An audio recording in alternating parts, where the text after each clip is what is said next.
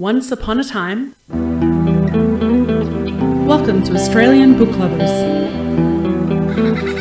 your destination for imagination.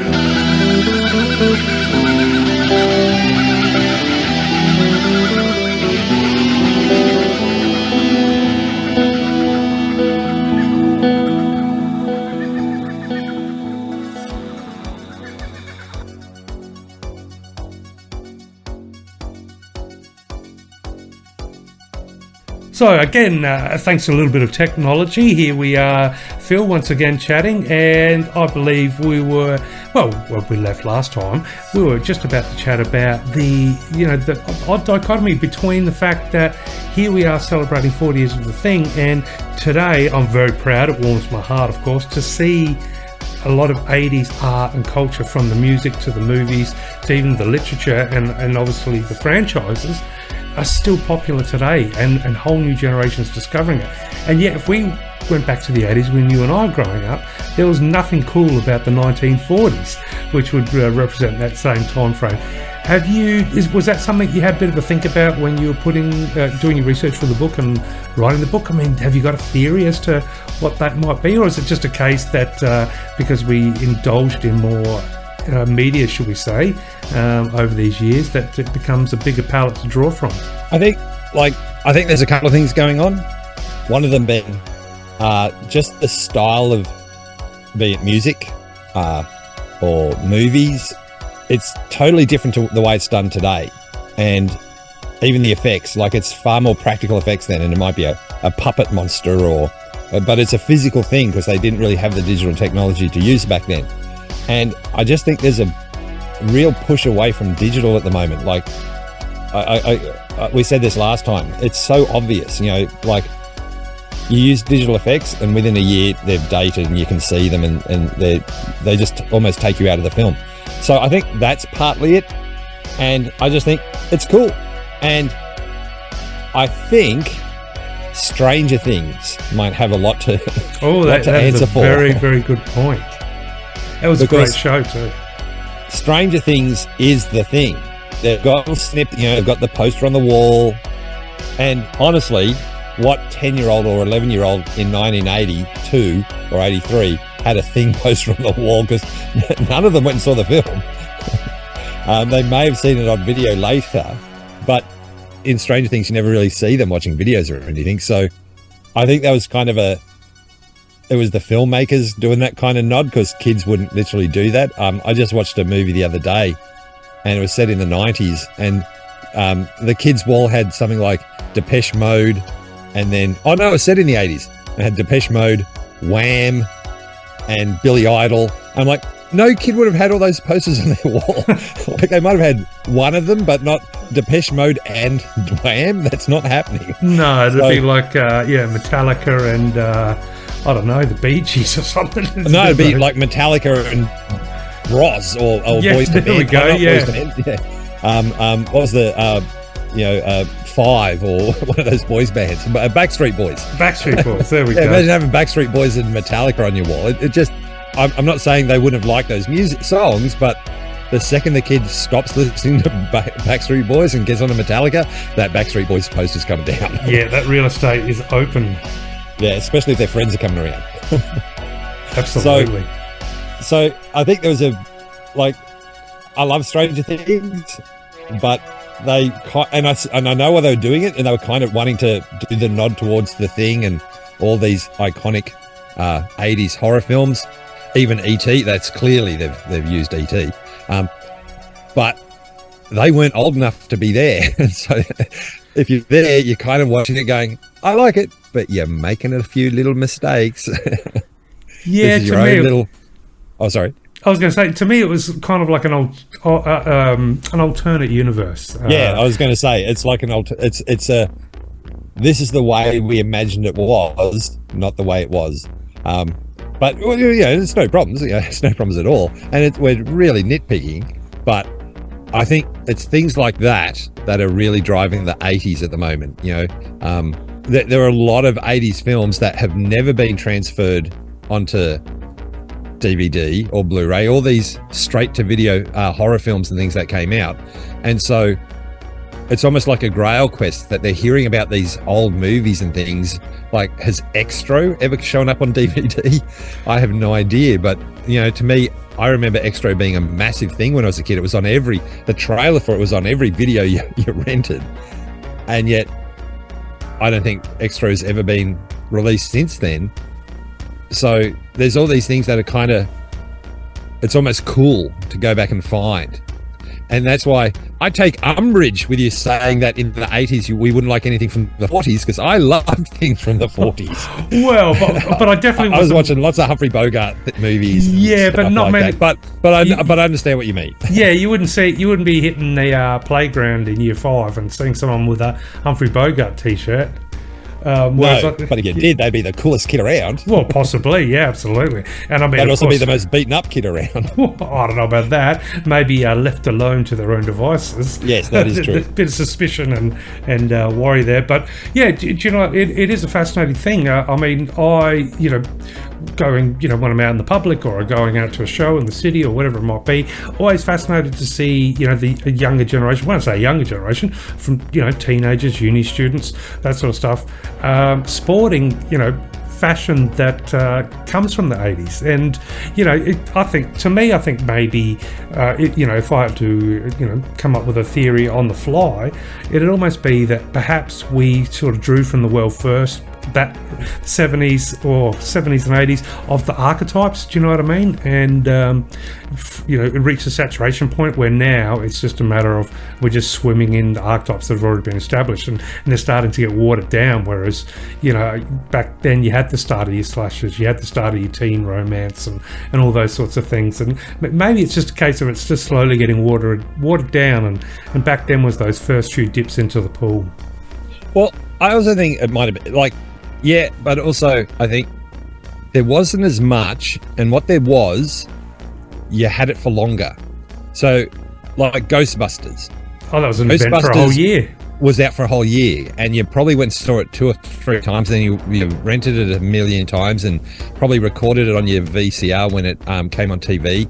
But the song was on the radio all the time. T-shirts were everywhere, and what movie in the last 10, 15 years has an iconic symbol like that, like a logo that you can go wear, that, you're cool, like you just want to wear it because it's such a cool logo. Like, it was a whole industry around films back then, which has kind of been lost somewhere. The only thing I can think even remotely close is Harry Potter. Yeah. What would you wear on your shirt for a Harry Potter shirt? Like, well, I don't know. I've never seen a Harry Potter, but I know how popular it is. But yeah, I did hear an interesting theory in that, obviously we had all, during the 80s, so many iconic movies came out and so many titles that even today anyone would recognise. But also it was the time of when music videos sort of started becoming a staple. And of course, movie would come out with a soundtrack. And like you said, you'd hear Ghostbusters 7 times on the radio station in one day. But there would be film clips of a band or a song that would feature, essentially scenes from the movie. But it would be a whole, audio experience that accompanied the anticipation of the movie coming. So it was kind of like an event coming to town, really, wasn't it? It was, and I remember getting the Top Gun soundtrack and wearing that thing, the Highlander with Queen. Yes, yes. The list goes on and on and on. And they wanted that iconic song to come out, so you'd be hearing it, and that they, and the video clip would promote the film, and the film would promote the video clip in many ways. And kind of all of that is gone. Like, can you even think of the last movie that had an iconic song that was only released for the movie? You could only get it on the soundtrack. Like, or a soundtrack. What's the last soundtrack that even was released? That would be an interesting trivia point. I couldn't tell you, to be honest. I think the last really iconic soundtrack to come out was The Crow. And that was being driven by the 90s. That's the 90s grunge era. Well, did The Crow come out before or after Judgment Night? That was huge. That's one of the last sort of big soundtracks I could think of, with Pearl Jam and Ice-T and Slayer and a few other ones. I couldn't say, but they must be, but it's around that time is what I'm saying. you know, what movie today has the soundtrack?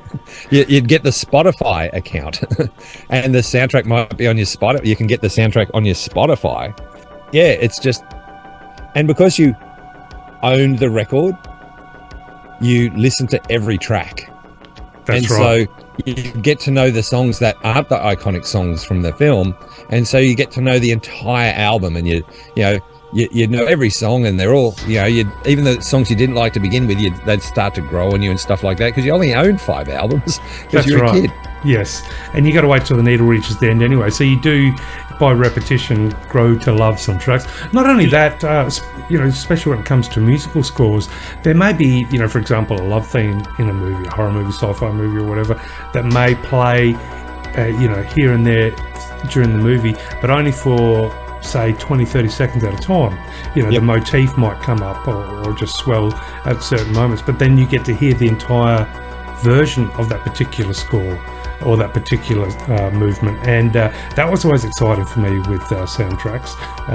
But one thing, bring it back to The Thing, that was a really interesting thing, again, no pun intended, because of course John Carpenter was a great film composer in his own right. I mean, the soundtrack to Halloween is just about as iconic as you can get, but he didn't do the soundtrack for The Thing, did he? He brought in someone very famous, and ironically, the person, well, some elements that were done are definitely a testament to John Carpenter's style and rhythm, and used of, I guess, heavy synth, but then there's other components that are far different. Yeah, and Ennio Morricone.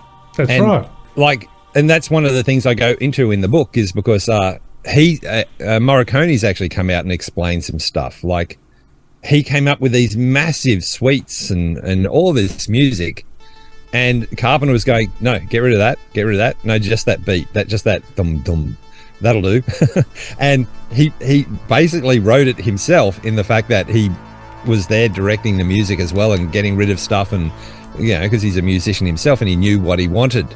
But the interesting thing is how that music keeps coming back, because Quentin Tarantino went to Morricone for his Thing movie, which was his Western, and Morricone went, well, I've actually still got a whole bunch of Thing stuff that was never used, so you can just have that, because I don't really have time to write anything new.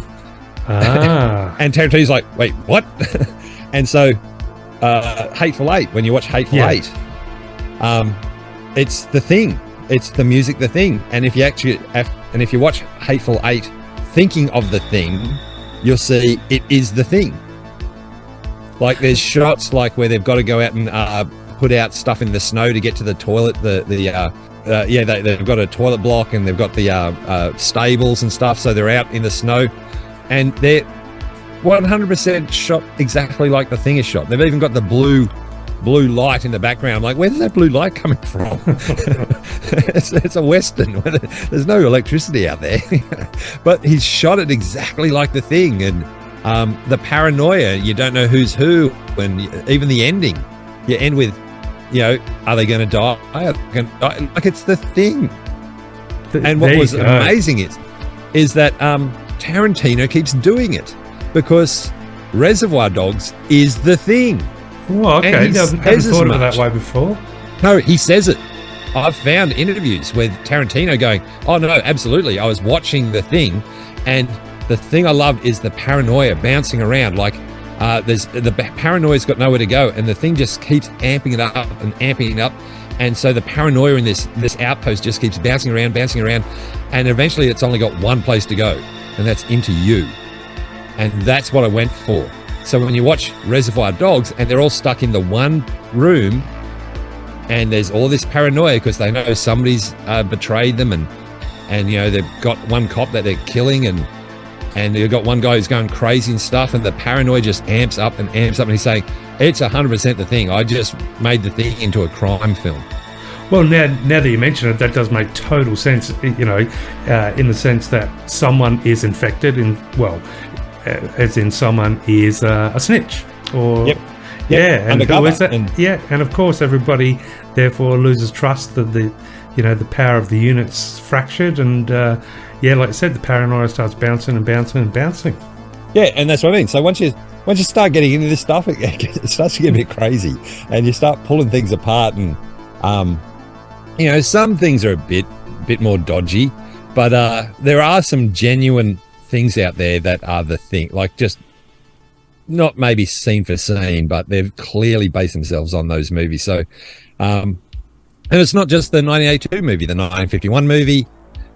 And one of the things I really found amazing is, as we were saying before, all this B-roll film ends up in a whole bunch of other films. There's even films. A film came out a little while ago about a mutant trilobite that takes over. It starts attacking this outpost, and when you watch the film, it's the Thing. They've just used footage from the Outpost 31, like the Thing 1982 film.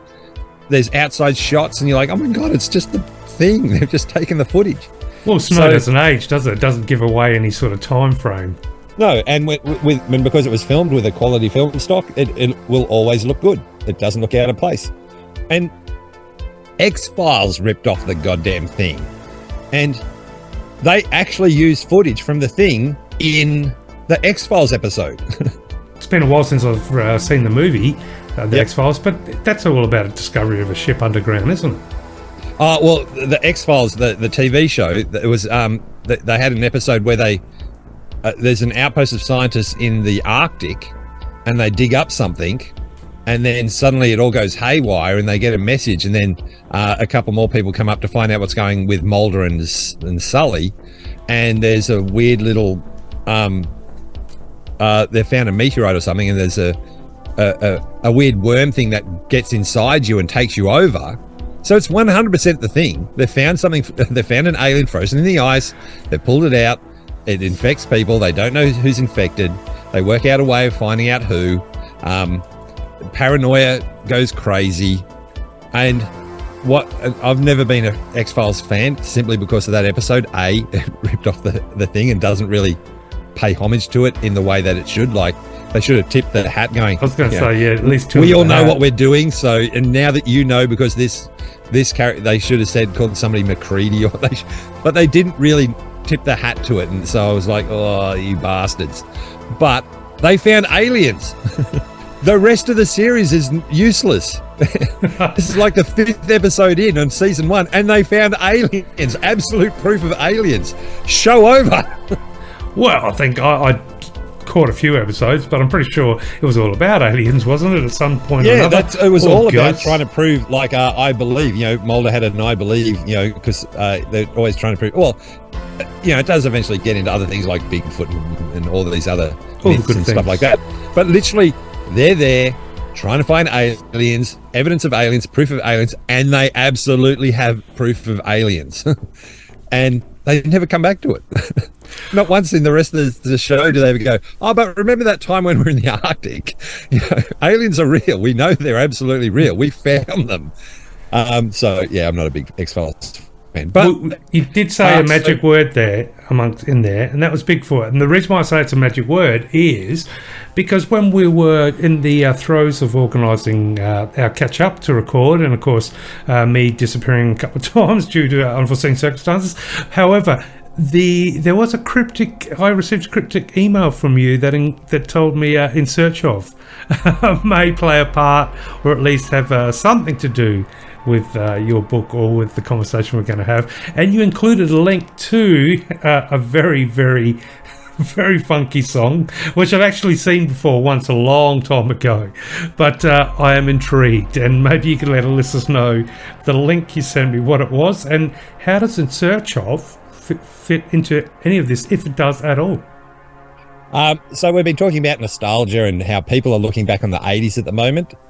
I'm looking back at the 70s, like real nostalgia for the 70s, because the 70s I think was a very special time, and it's kind of the bastard child. It's kind of being ignored because the 60s was all flower power and hippies and fight the man and women's lib and all this stuff. And the 80s was clearly the 80s and everything we're talking about at the moment. What was cool about the 70s? A couple of good songs. Disco came out, so nobody was happy about that. Disco, Star Wars, Star Trek, some classic horrors. Well, probably not Star Trek, because that would have been 60s, wasn't it? Or earlier? Well, I'm thinking motion picture. Yeah, there's nothing good about that. That's not true. I watched it again the other day, and it was as boring as I remembered, but with a more mature eye, I'm like, oh, it's not that bad. It's all right. But I can see why Star Trek Wrath of Khan was very well waited for. But yeah, and Star Wars, of course. But it's actually a very important time. And the thing I'm really missing is because I started watching that old In Search Of with Leonard Nimoy. Leonard Nimoy. And when I was a kid, and because we're in school holidays up here in Queensland at the moment, I was thinking about school holidays and what I used to get up into in school holidays, which was we had 2 TV channels. We had the ABC and then whatever the normal TV station was, which in Canberra was Capital. And at 1 o'clock or around lunchtime, they'd show In Search Of, and either before it or after it, they'd have Project Blue Book, which was all about the Air Force looking into all these UFO sightings and stuff. And I think they only made 1 season of that. But there was an absolute optimism in the 70s that at any minute we're going to meet aliens, that somebody's going to bump into Bigfoot out in the bush and they're going to get photos of it, and it'll all prove to be true. And some archaeologists will be out there and discover the hidden Atlantis. And so there's this optimism in the 70s because internet hadn't crushed our wonder by disproving everything, that these things are out there. And one day we're going to find them. It's going to be great. And we're going to see UFOs and all this stuff's going to be true. And I'm desperate to write something with that kind of optimism, with that kind of outlook that basically continued on. We didn't get the soul-crushing 80s, which, you know, the silicon era and computer and just destroyed all of that. That it continued on, and these things kind of did happen. So, yeah, I've got a project that I've started working on that has that in mind, and it's all about that time. And I discovered that they actually wrote books. There are actually books on In Search Of. So there's one about UFOs, one about strange creatures. They wrote about 6 of them, and Leonard Nimoy wrote all the introductions to them all. I'm almost positive I didn't have one, but I reckon my library had one when I was a kid. Yeah. But you say it's optimism, and I'm not going to disagree at all. But at the same time, as a kid watching, there's, you know, like, it's one thing to be able to get scared from a movie or a horror movie late at night, you know, when the lights are down and, you know, there's that nighttime atmosphere. But it takes a fair bit to get you spooked on a Saturday afternoon. And In Search Of managed to do that on more than one occasion. Something about it, the way the show was presented was just... it was scary for me as a kid. And do you know what? One of my prized possessions at the moment is a big Reader's Digest hardcover book called Into the Unknown. And it may as well be just a big encyclopedia of In Search Of subjects, because that's the Bible. Yes, and it still creeps me out opening the pages. You know, you got your telekinesis stuff, you've got your ghost photography, you got your Bigfoot stories, and a couple of those photos are legitimately haunting. Even some of the stories, like the guy who put the coal in his fire and a toad popped out, and the coal had split open. There was a toad that had been buried in the coal for like thousands of years, and it had managed to survive somehow, and this coal-like toad hopped out of the coal. Or there was a giant boulder of limestone that miners underground hit, and then they cracked it open, and a pterodactyl flapped out at them and took a breath and then died. And they're all in that book. That book is the most amazing book. And the crystal skull. I worked at the Smithsonian with one of the crystal skulls. Oh, wow. Yeah, I managed to get the curator of the mineralogy, because that's where it's held. And it's not on display. And so I managed to I talked to the right person, and they went, oh yeah, come on into my office. And I got to see it. And I think it went on display a couple of years ago. But yeah, so all that stuff. And I'm not saying I believe in any of this stuff, but It was the possibility at the time. Yeah, the possibility. And I remember being a kid, and one Christmas, I was at my grandmother's place, and one of the presents me and my brother got were these mystery puzzles. And you had to make the puzzle, and you could only find out what the mystery was in the puzzle. And so when I made mine, it was a UFO flying over like a forest and stuff. And I think his was the Loch Ness Monster and stuff. So there was a small kind of, because it was an industry. And, all these shows and all these books and all, that Reader's Digest book came out at that time. And there was just this weird feeling like it was expected that this was all going to come true any minute now. We're going to start unraveling all these secrets to be true. So that's just stuck in my head. And so, I've been going through all the music and all the fashions and I'm like, oh, this is just fantastic time. Like, your parents used to go, school holidays, kick you out the house at 9 and say, don't come back until the lights turn on at night.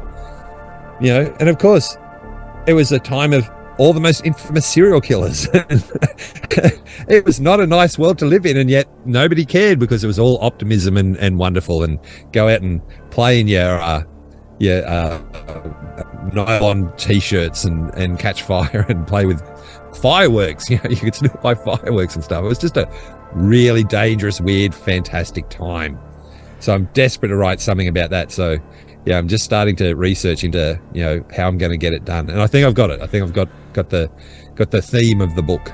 Well, I have no idea what you're doing, of course. So and it's not for me to draw any secrets out, but I could imagine that it'd be super cool fun to begin each chapter with, a premise of the episode of a particular episode of In Search of, and then expanding into, how that threads into the times of the 70s and the lifestyle. That'd be super fun. That's pretty much it. Led Zeppelin background, and was it the 70s or early 80s where you had the missing children on the milk cartons? That was more 80s, wasn't it? Yeah, and that wasn't really Australia. That was like a US thing. I don't ever recall seeing that on an Australian thing.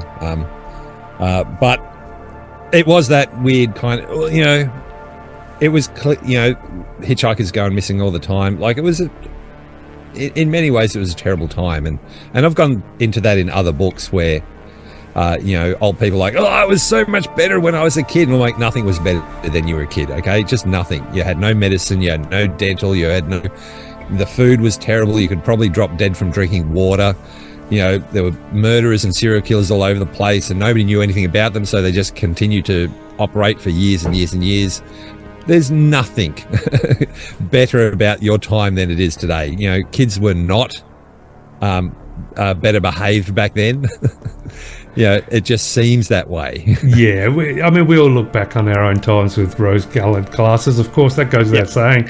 And I mean, if I had to point to one reason why, where I could say that the 80s, as fantastic as they were, aren't better than today, something simple like if you wanted to call to ask a girl out, you had to go via their parents who would answer the telephone, and that made for some awkward phone calls. Yes. And very sweaty palms. I will say that's probably not a bad thing. Like, kids today have way too much access to, their unrestricted access. Oh yeah, that's stuff like that. I'll give him that one. That one's not good. We need to somehow fix that. And there are ways of fixing that. But I will say the one thing that is not better today than it was back then is music. I don't care what anyone says. Modern music sucks. Like, very rarely do you hear a song that you're like, hey, that's catchy. And I'm being a bit mean, but yeah, the majority of the hits today, the top 100 is just rubbish. Well, look, of course, it's always my generation of music, but saying that, I know there's some fantastic artists today that are, I guess I don't know the songs, but Taylor Swift and stuff. But let's look at the reality. At any given moment in time, the big concerts, even today, are basically bands from the 80s. Yeah. So, I wasn't so only 6 months, 5 months ago, whatever it might have been. So, the Guns N' Roses tour, and they're still going around the world as we speak. Selling out. So, and bringing this all back to what we were talking about. Absolutely. that's why I think a lot of these 80s movies are so sought after and looked out for, because they have this weird view of the world which people don't have today, especially younger people don't have today. So they're kind of looking back at a time where, to us, that was our time. It doesn't feel strange to us when we watch it, but to them it must be very weird looking back in these 80s movies going, what a weird world. None of you had phones. I think some famous scriptwriter said, the mobile phone is going to destroy cinema, because you can never have a problem because you've always got a phone with you. That's right, yes. The ticking clock's not such a problem anymore, because you can just ring them up and go, oh, by the way, don't pick up that bag until I get there. Bomb in it. Yep. And I mean, you can, the 80s, you could just snip the telephone wires and then sneak around the house. Now you have to, shut down the satellite system. And every phone's a torch, and every phone's got internet. And so, yeah, it's just, it just means, current horror writers and things have to be a lot more creative and find a different output. But again, I think that's why those movies in the 80s are so popular, because they are almost an alien world to kids today. Well, speaking of, bring it all back around, obviously, you've gone to great lengths and great research to discuss the Thing franchise, or the effect of that story, shall we say, throughout media and throughout pop culture. But when we're talking about 1982's The Thing, so while we're nerding out, and being that we're both big fans of VHS and 80s cinema and all that jazz, and one of the big elements of your book is about the 1982 Thing, we couldn't get away without having a quick chat about what you think is the best John Carpenter movie, because he's had quite an interesting ride when it comes to his cinematic releases. But do you have a favourite, or at least a top two? Okay, so The Thing has to be number one. But if we take The Thing out, okay, because I literally wrote the book on The Thing. Yeah, well, this is true. Yeah. So it's a bit unfair for me to go, oh well, it's okay.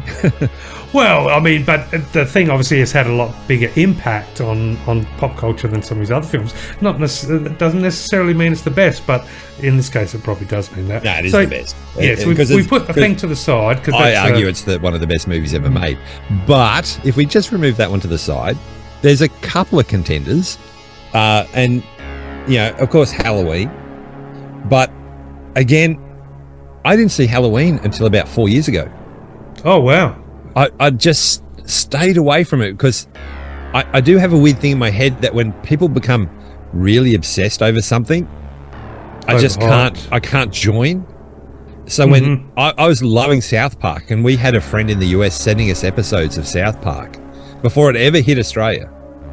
And so we were loving South Park because it was this little thing nobody knew about. And I was working at Impact Comics in Canberra at the time, which is one of Australia's biggest comic book shops. Or it was. And South Park hit on SBS.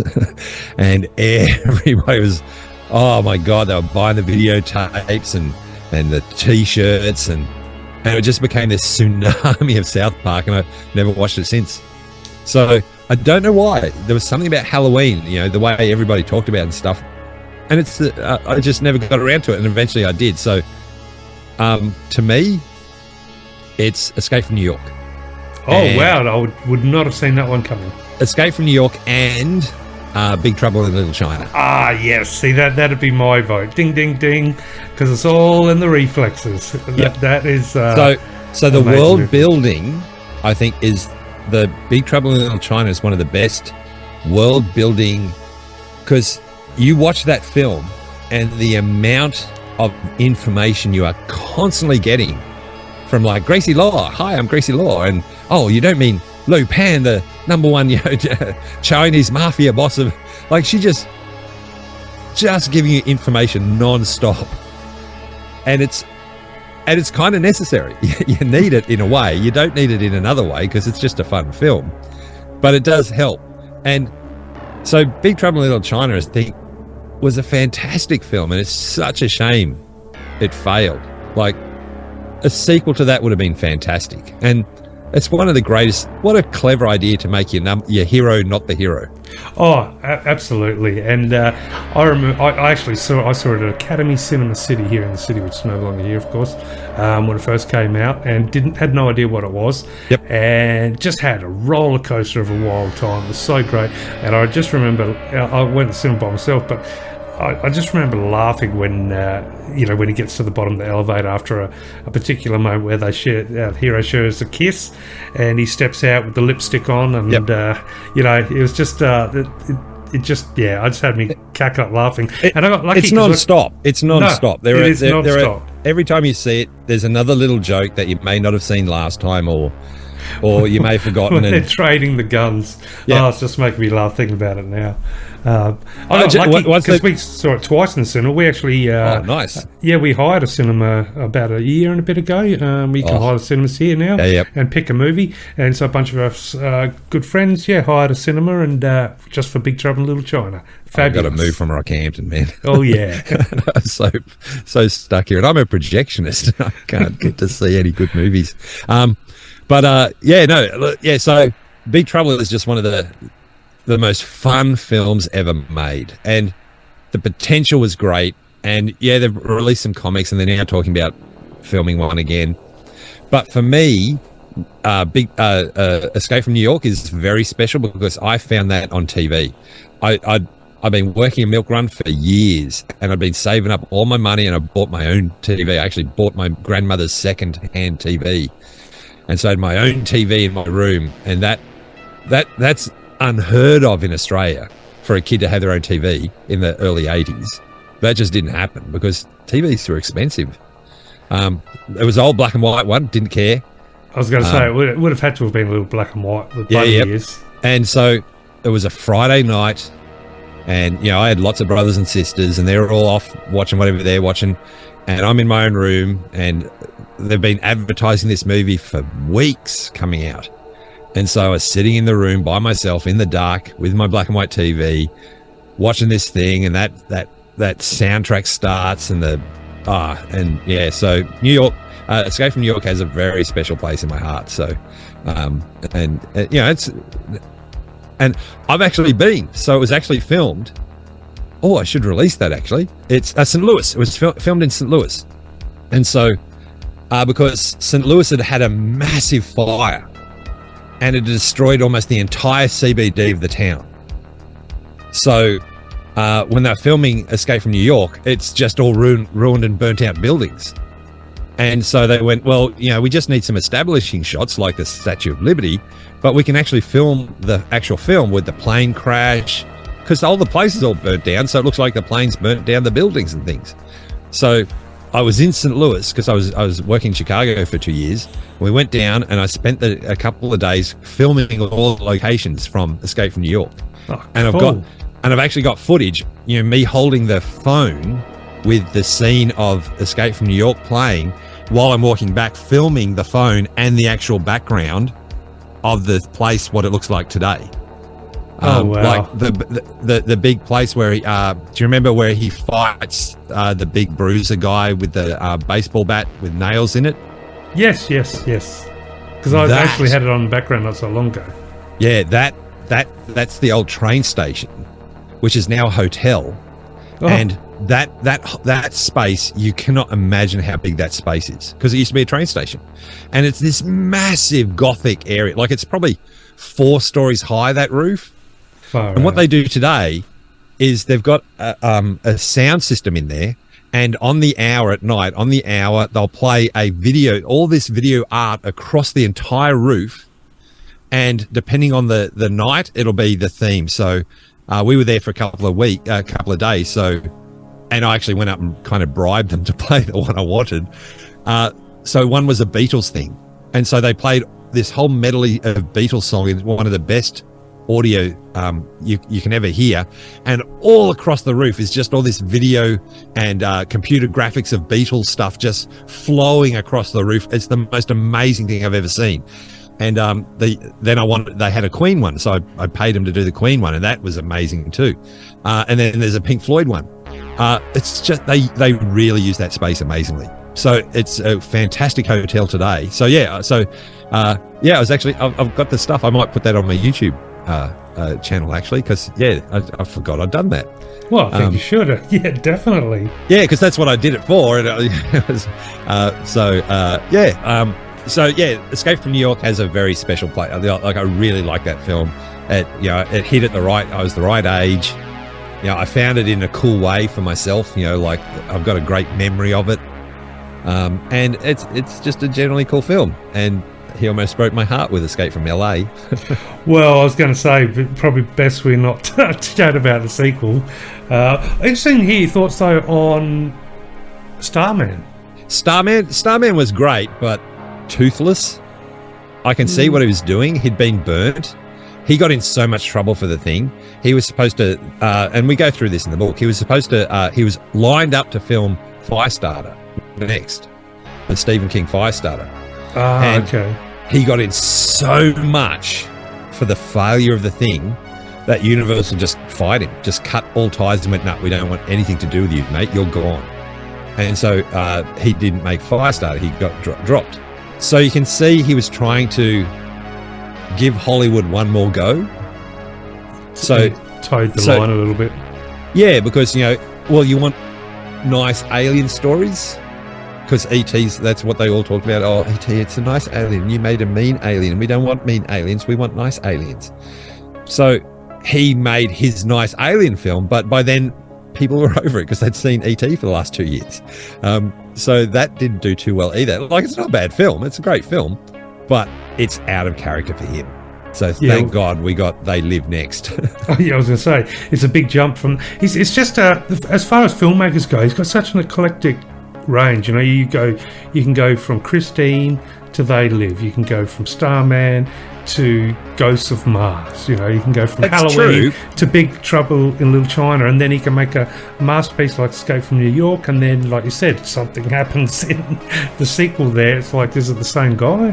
But I would argue, because his hero is Howard Hawks, and Howard Hawks is, and I really go into this in the book, because Howard Hawks directed Alien The Thing 1951, The Thing from Another World. Like, this other director, Neebe, gets touted as the director. He did not direct it. Howard Hawks directed it. But Carpenter has always said, Howard Hawks, my man. I love Howard Hawks, and he remakes Howard Hawks films. Precinct 13 is a Western. It's a, we're surrounded by we're surrounded by the Indians, let's fight them off. Mm-hmm. And he, so he's making Howard Hawks films. And Howard Hawks was the most versatile of directors. He directed screwball comedies, he directed science fiction, he directed war films, he directed westerns, he directed everything, crime, he directed The Big Sleep, and they're all in their genre. His films are always at the top. Like, he directed the best sci-fi film of the 50s, The Thing. So I think in many ways he's trying to do Howard Hawks. He wants the comedy, he wants the action, he wants the western, he wants the science fiction, he wants all these genres to work in these genres, and yet because it's John Carpenter, they're all going to be hanging off basically a skeleton, and his skeleton is horror, and he's tarred with it. However you want to put it, his strength is horror. That's what he's good at. And if you go back and watch all these films, they've all got horror moments. Even the comedies, like Big Trouble from Little China, that's a great film, but there are generally some freaky stuff in those films. Oh, yeah. He's always got the monster popping out and freaking you out, or... I was going to say, let's not forget the end scene of the truck. Yeah. And so he can't help himself because that's his DNA. His DNA is horror. So even when he does a comedy, it's a kind of a horror comedy in a way. And when he does a western, it's a kind of horror western. It's always going to bleed in because that's what he does. And when he gets away from that, that's when I think he kind of loses himself and it doesn't quite work because he hasn't got his DNA in the film that makes it a John Carpenter film. Yeah, but that's the rub, isn't it? A John Carpenter film, because he is a filmmaker who doesn't play it safe. And yeah, so that means, you know, like I said, he's going to try different genres. He's going to approach films in different ways. He's going to have different budgets. He's going to have different styles and nuances, and some hit, some don't hit. But if he didn't try those things, we wouldn't have the masterpieces. And, you know, as opposed to, say, a director that just specialises in one type. So definitely hit and miss, but when they're hits, oh boy, they're hits. But the big question is, would you remake The Thing again? I know they've done one remake, or technically a prequel. Do you think it's due for someone else to try and take the torch and try and do it again? Do you think it's a film that should be untouched, or do you think it's a tale that warrants revisiting? It's one of those universal things at the moment, because so many things are being remade, or a sequel or a prequel or whatever's coming out, and they're constantly announcing new ones. And it's one of the tough ones, because, you know, somebody once said, you've always got the original. It doesn't matter if they make a remake or anything, because it does nothing to tarnish the original.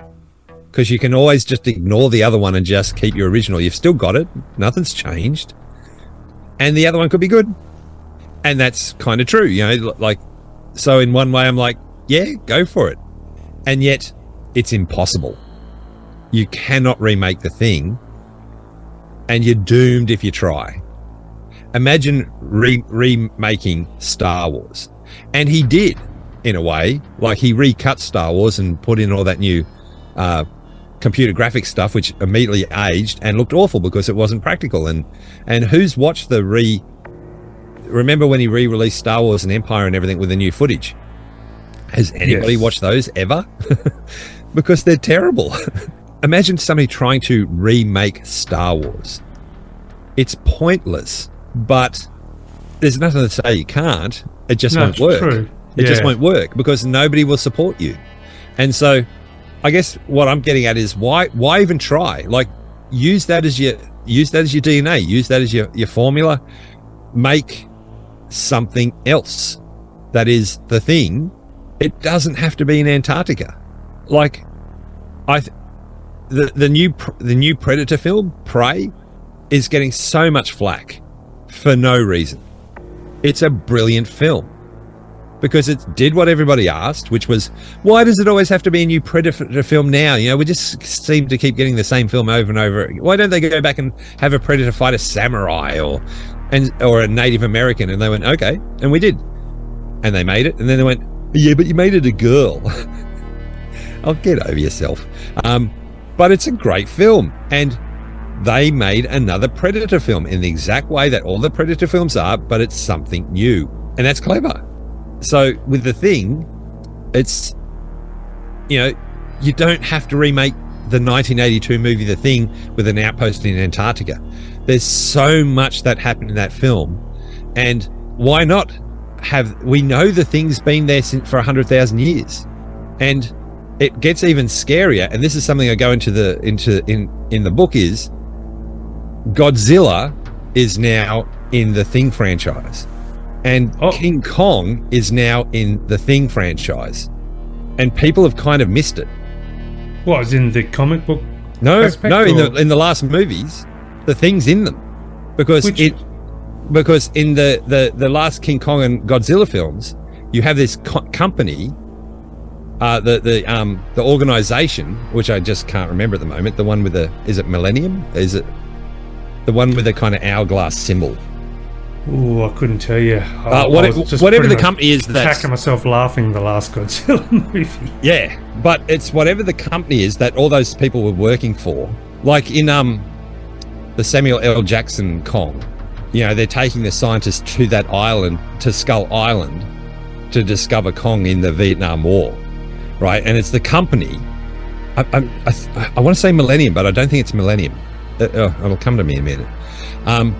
But there's a scene where they're looking at all because remember how they're seeing all the kaijus kind of waking up all over the world. And in one of the Kong films or the Godzilla film, you have the big mammoth-like creature walking along, and with the one with Mothra in it. And they're all kind of moving into this one central location. When you look at the screen, Outpost 31, or I think it's called Outpost 32 in Antarctica. Ah. They've put the thing in the movie. It's one of the kaijus in Godzilla Kong World universe. Which now means they're officially in. They're keeping their options open there by the sounds of it. Yeah, and something I came up with, and if you're out there and you're listening, I'm happy to write the screenplay for you, so that the thing kind of gets into your bloodstream and takes you over. What's the one science fiction creature that won't work on? Well, Xenomorph. Xenomorph. Yeah, there we go, yeah. So imagine a movie, The Thing versus Alien or something like that. See what I mean? Like, there are so many possibilities, and they've kind of set it up in a lot of ways. Somebody just has to, and it's starting to happen. We just had a Godzilla versus Kong film. You know, we had an Alien versus Predator film. It's not like this stuff doesn't happen.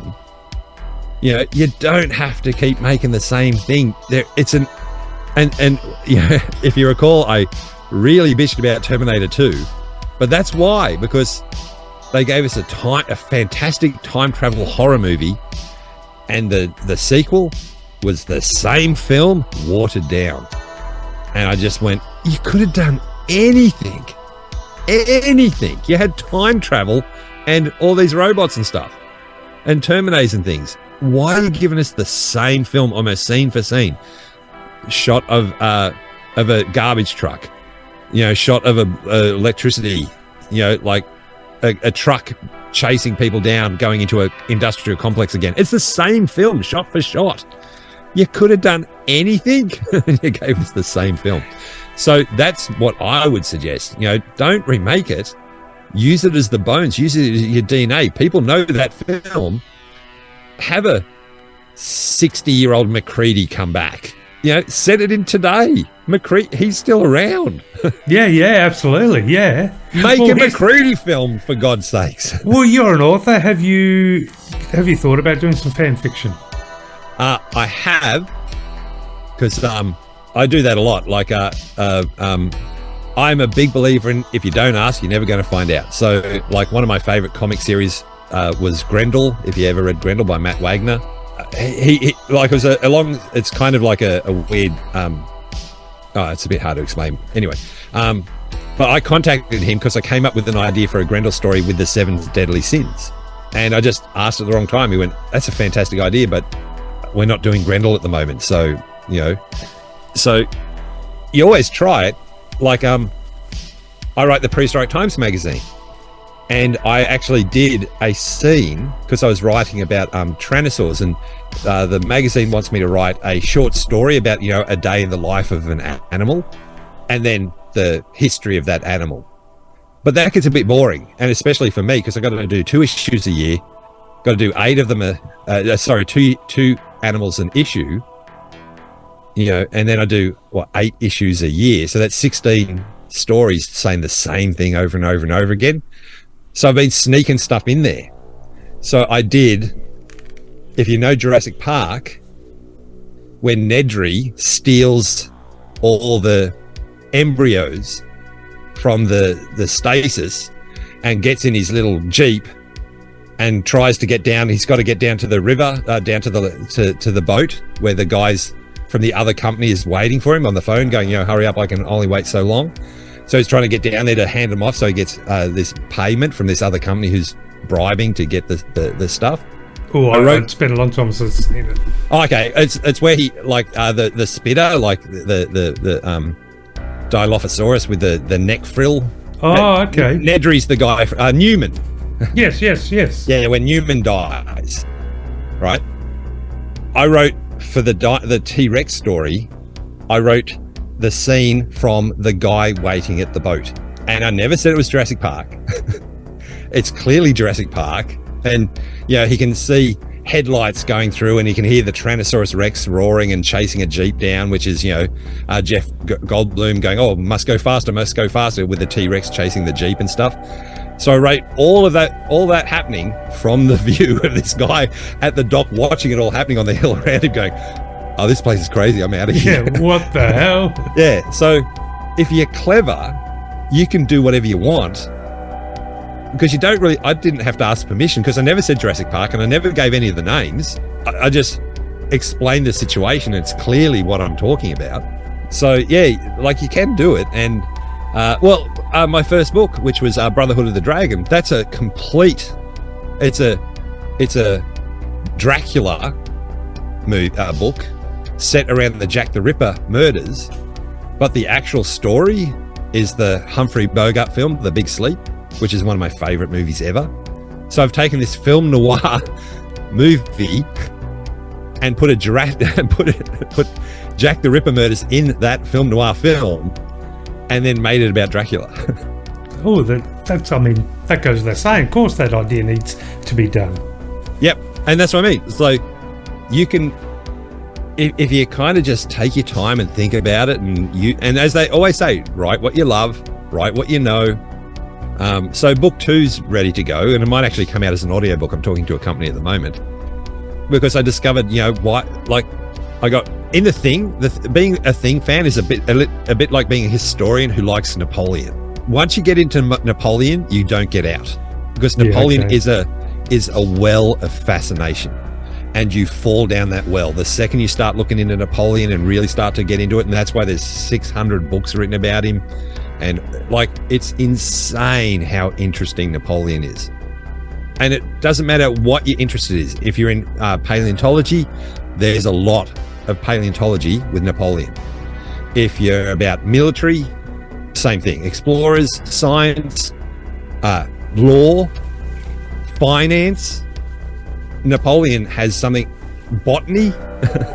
There is something that you will find fascinating about Napoleon and botany. So it's quite bizarre. So you kind of find out this whole, and so I was trying to find out why Napoleon invaded Egypt and why Alexander the Great invaded Egypt. And I've just written a book about, based on Dracula. So I went, well, the mummy is from Egypt. So now I've got this thing that keeps trying to escape from Egypt. And my guys who are in the first book, they're very old, they've been around for years, are kind of going, hey, Alexander, we've got to get down to Egypt. We'll tell you on the way. Why? And they're basically bringing the world's superpower at the time to come in and crush this thing before it can escape Egypt. And so France was the superpower at the time. So, hey, France, we got to go to Egypt and stop this thing from escaping. So, yeah, book 2's about that. So use what you know and use what you love, and you'll find your story somewhere there, and just get into it.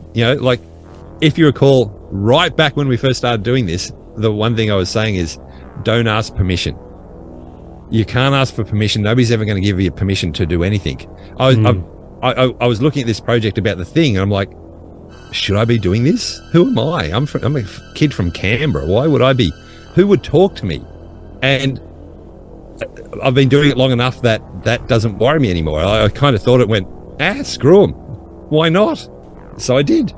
So don't ask permission, just do it. And you never know where it's going to lead, and you never know what's going to happen. And, I mentioned it on a couple of pages, and then the family of the original author contacted me. And then, I got to interview quite a few people like Alan Dean Foster and stuff, who I'd never in a million years think I'd talk to Alan Dean Foster. And it's, I use everything.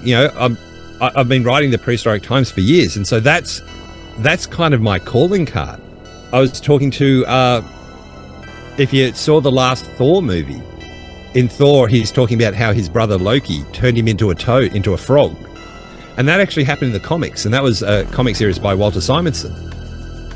And I found Walter Simonson, and I contacted him. And I didn't ask him anything about Thor, because everybody's going to ask him about Thor. I asked him about his signature, because when you look at Walter Simonson's signature, it's a dinosaur. Oh, okay. And so I came at him asking him something new, something he'd be probably never asked before and would very much like to talk about it. And so I'm suddenly talking to Walter Simonson now, and I contact him often when I see something new, dinosaur-y or something like that, and have you seen this? And he'll come back and, I didn't even know that. Thank you very much. So you just never know. So don't ask permission, and just go for it, because there's no one stopping you. And all they can ever really do is say, a publisher can say no if it's a book. you got to be a bit careful. You can't just rip things off. But if you're respectful and you'll be surprised how far you can go by just having a go. And I think you couldn't give better advice than that. And, and proof's in the pudding too. I mean, you're not just offering a bit of advice. You've got actual, you represent living proof that come up with the idea. Don't wait for anybody's permission, and it will happen. And it has happened in your brand new book, The Thing. So, yep. And I think COVID has a lot to do with that now as well. COVID has changed so much. And I think it's changed the world forever, because we're not in the world we were pre-COVID. You're not, kids today, and I do this a lot. I do a lot of university groups and stuff like that. In fact, I'm doing a history walk up here in Rockhampton for a year 10 and 12 school group who are doing a writing course, but I'm going to take them on their history walk and then at the end talk them about research and writing, because the world has changed. You're not, I remember as a kid going, you've got to get your 38-hour-a-week job, got to get your first credit card so you can start building up your credit account and stuff. And you got to, there was all, you got to get your insurance, you got to get all these things that you have to do the second you leave school almost to become an adult. That world doesn't exist anymore. There are no rules. You can, with all the, with the Square readers and stuff like that, and all these online shops and the internet, your audience isn't just the people who live around you anymore. Your audience is all across the world, which is giving you a very large audience. There's 6-7 billion people out there. 20 of them are going to like what you like. You've just got to find them. And so even if it's something that you're like, oh, who's going to enjoy that? If you enjoy it, somebody else is going to enjoy it. Somebody else will, absolutely. Yeah, and definitely. So find your audience. And the world today is all about not so much finding your voice, but finding your audience with your voice. Somebody will like it. There's going to be a fan of that obscure thing. And, I'm talking about, if you want to do something like this, I'm contemplating, because the thing's doing quite well. So now I'm like, well, what other franchise is coming up that I could write a book about that hasn't had a book written about before? And there's a couple that I'm like, oh, that'd be interesting. So as an example, if you were looking at your favorite film that nobody likes, but nobody around you likes it, doesn't mean nobody in the world doesn't like it. You'll find them. You've only got to find 5 per city, and there's a lot of cities out there on the planet. And you're not going to know until you say something. No, that's right. Well, maybe I'll take your advice, and maybe I'll take also steal a bit of your thunder about the 70s, because one of my favourite horror movies is Race with the Devil with Warren Oates and Loretta Swit. And of course it was at the height of I would say the height, but it was amidst the onslaught of satanic movies. And of course this is about a group cruising across America in a camper, Winnebago, should I say, and accidentally seeing a satanic ritual and then getting chased. Fantastic movie, creepy as, got your 70s, got your satanic panic. It's all, all good, beautiful. And like I said, surely there's someone else out there that loves that movie. Yeah, and there will be. And you keep asking, because there's a film, I remember, I was a little kid, so this would have been 73. I remember being put to bed, and we were staying at my auntie's place in Sydney, and I snuck out of bed and I snuck into the lounge room behind all the adults watching this movie, and it's the weirdest goddamn movie. Today, I would say it's not a spaghetti western; it's a spaghetti war film. To me, my memory is yelling at me, going, "It's an Italian film that I think is set in the future, but it feels like a war film." And it's about these guys, and they've got basically a missile, and they've got to try and protect this missile and get it away from all the bad guys trying to get the missile and everything. And it comes to a final shootout in this town, and there's 2 brothers, and one of them's got one of those giant 70s afros, and the 2 brothers, they're never really helpful, but finally they come to help out, and they get gunned down as they're helping out, and the afro comes off, and the brothers oh, my brother's afro's come off and his dying move is to put the afro back on his dead brother's head. How dramatic. Right? Saying that, somebody hopefully now will go, I know that film, and they'll tell me what it is, because I have no idea. And I've got a lot of film buff friends, and they'll just look at me weird. They're like, what the hell are you talking about? Yeah, I can't say I know that one. I thought you were going to say High Plains Drifter at first, which was a Western horror. No, but this is a weird one. This is like, it was a very late at night movie. You know, it's probably the late night, 11 p.m. movie or something like that. And I've got a lot of friends into like those really obscure 70s sci-fi and everything. And they've all just looked at me going, what the... Did you drink something before you went to bed or something? You're hallucinating? But I swear that's a film. And I know the more I talk about it, because this has happened before, there's been songs that have gone, I'm looking for this song. It's about a guy hunting a whale. And I remember hearing it once.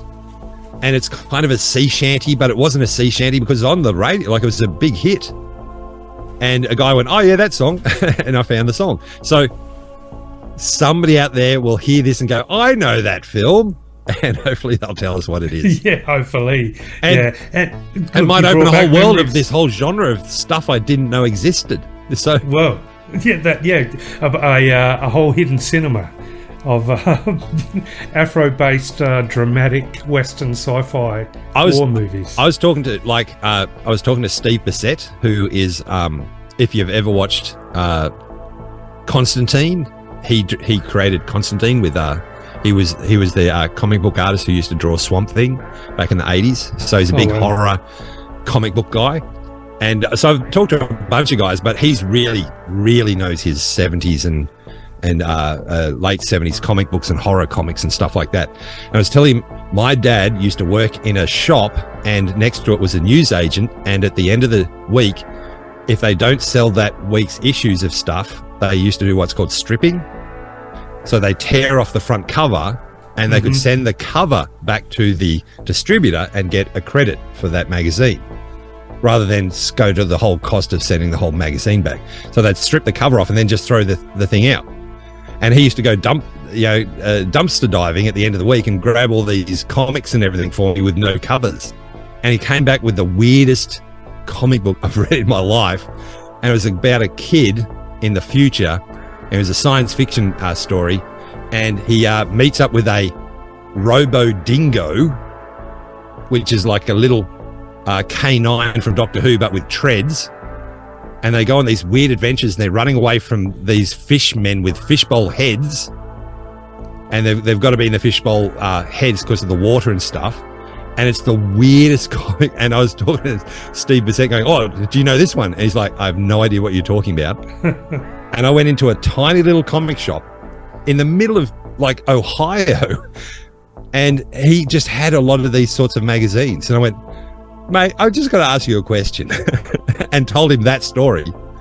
And he went, oh yeah, this one. And we opened up, and it's the bloody story. He had it. And so then I took photos of it and sent it to Steve Bissett. He's like, oh my God, I've never seen this. This is the greatest thing ever.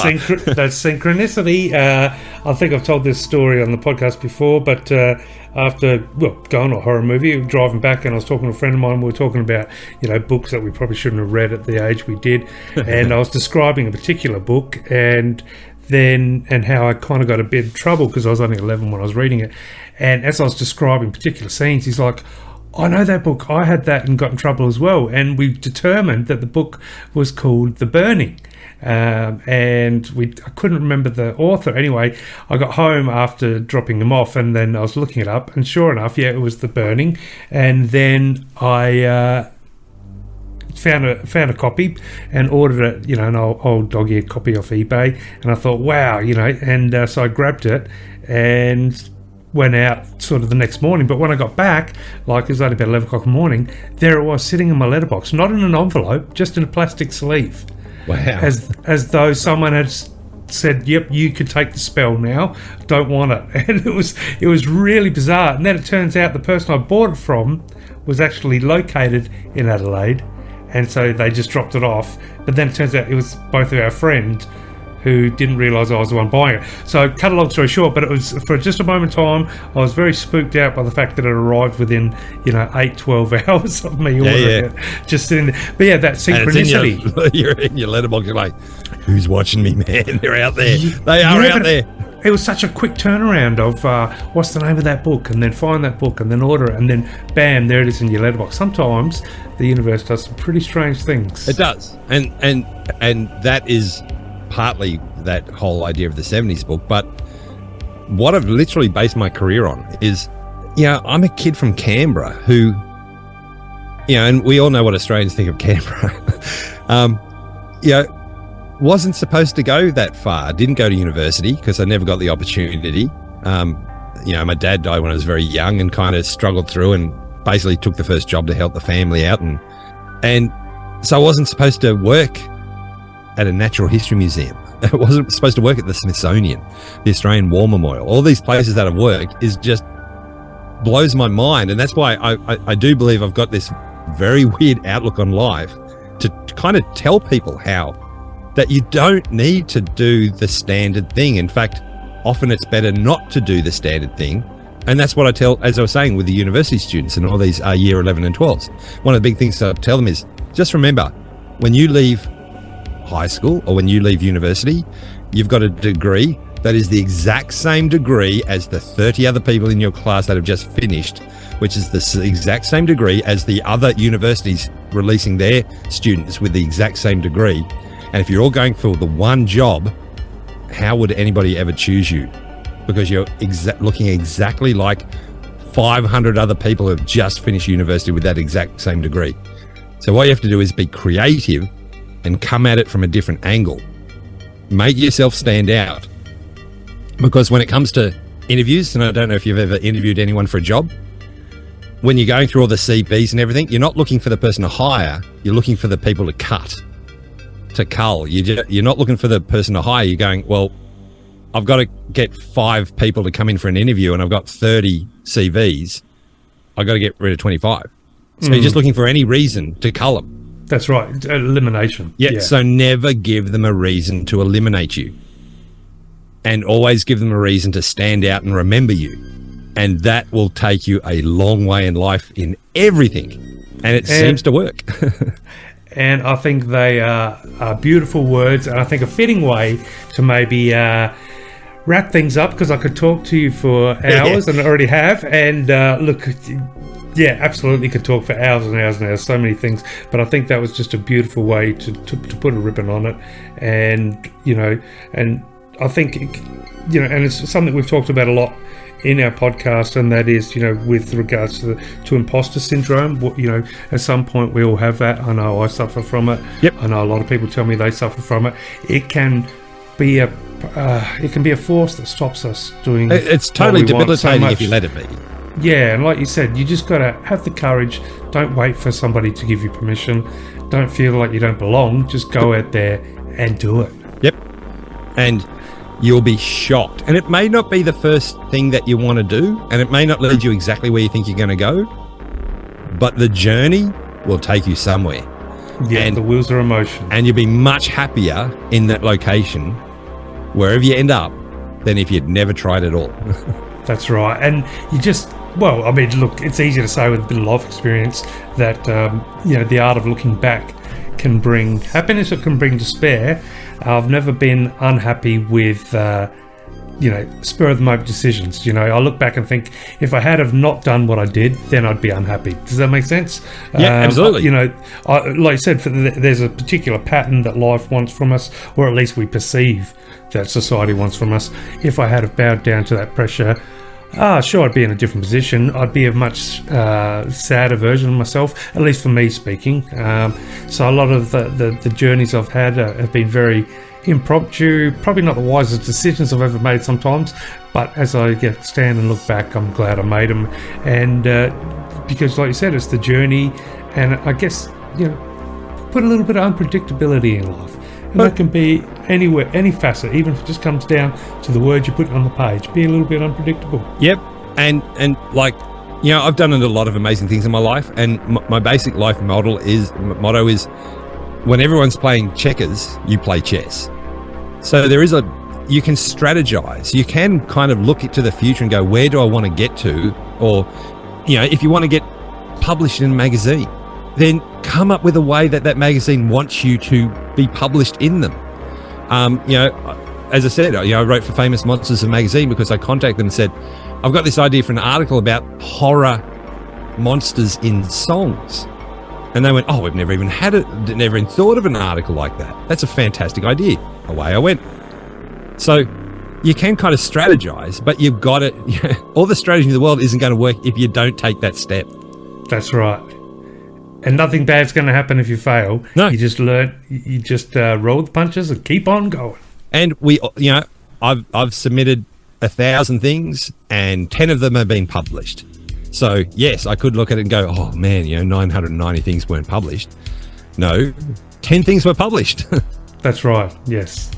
And, we were talking about the difference, perhaps, from the 80s to today. Well, back then you had to go through the parents if you want to ask out on a date, and you had a rotary phone and there was no mobiles. Well, today you got the world at your fingertips. You've got capability to publish anything you want if you've got the drive and the heart to do it. You don't have to wait for permission. The world is your oyster. You can put anything out there. Yep. And there's so many ways of doing it. It's not just YouTube and TikTok and podcasts, and you will find an audience. People will find you. So have a go. You'll only get better. The more you do it, the better you'll get at it. The first one might be a train wreck, but that's okay, because there'll be a second one, and then there'll be a third, and by the fifth one you'll be flying because you're getting good at it, and you realize what you did wrong, and off you go. So just do it. Yeah, and besides, there's probably a good audience out there for train wrecks. There is. So you can't fail. Phil, thank you so much for joining us for the Writers' Lounge, for what is now a super special, haunting two-part Writers' Lounge, but a huge congratulations on the book, and you've got me really intrigued, and I cannot wait to see what you come up with in the future with a story or some sort of research book that may or may not be based on or inspired by In Search Of. Well, it might or may not be called Time Traveler's Guide to the 70s. Oh, there we go. There's a song there and a t-shirt already. Thank you so much for your time, Phil. Thank you for having me. Alrighty, till next time. Bye. Bottoms up.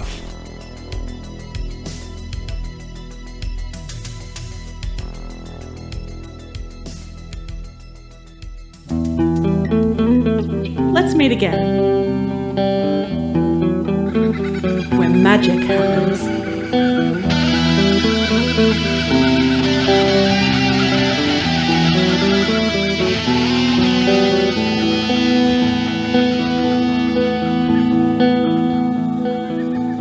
Australian Book Lovers acknowledges First Nations peoples and recognises their continuous connection to country, community and to culture.